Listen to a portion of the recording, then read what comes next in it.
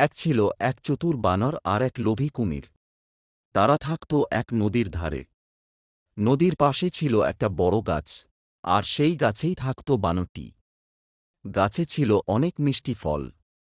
বানর প্রতিদিন ফল খেত আর খুব সুখে থাকত। একদিন কুমিরটি নদীর ধারে এসে বানরের সঙ্গে বন্ধুত্ব করল। বানরও ভালো মনে কুমিরকে ফল খেতে দিল। এভাবে তাদের বন্ধুত্ব দিন দিন বাড়তে লাগল। কিন্তু কুমিরের মনে ছিল অন্য চিন্তা। একদিন কুমিরের স্ত্রী বলল, ওই বানর তো প্রতিদিন মিষ্টি ফল খায়, তার কলিজা নিশ্চয়ই খুব মিষ্টি। তুমি ওকে নিয়ে আসো, আমি তার কলিজা খাব। কুমির প্রথমে রাজি ছিল না, কিন্তু স্ত্রীর জোরাজুরিতে সে বানরকে ফাঁদে ফেলতে গেল। পরের দিন কুমির বানরকে বলল, বন্ধু, আমার বাড়িতে এসো, আমার স্ত্রী তোমার জন্য অনেক ভালো খাবার রান্না করেছে। বানর তো খুব খুশি। কিন্তু সমস্যা হল, কুমিরের বাড়ি নদীর ওপারে। তাই কুমির বলল, আমার পিঠে উঠে বসো, আমি তোমাকে নিয়ে যাব।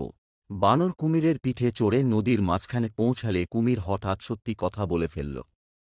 সে বলল, বন্ধু, আসলে আমার স্ত্রী তোমার কলিজা খেতে চায়, তাই তোমাকে নিয়ে যাচ্ছি। এ কথা শুনে বানর ভয় পেল, কিন্তু সে বুদ্ধি খাটাল। সে বলল, ওহ, তুমি আগে বলনি কেন?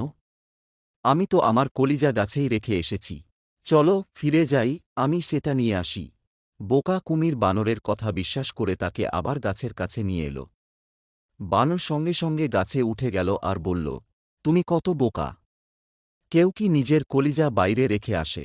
কুমির তখন বুঝল সে প্রতারিত হয়েছে, কিন্তু তখন আর কিছু করার ছিল না।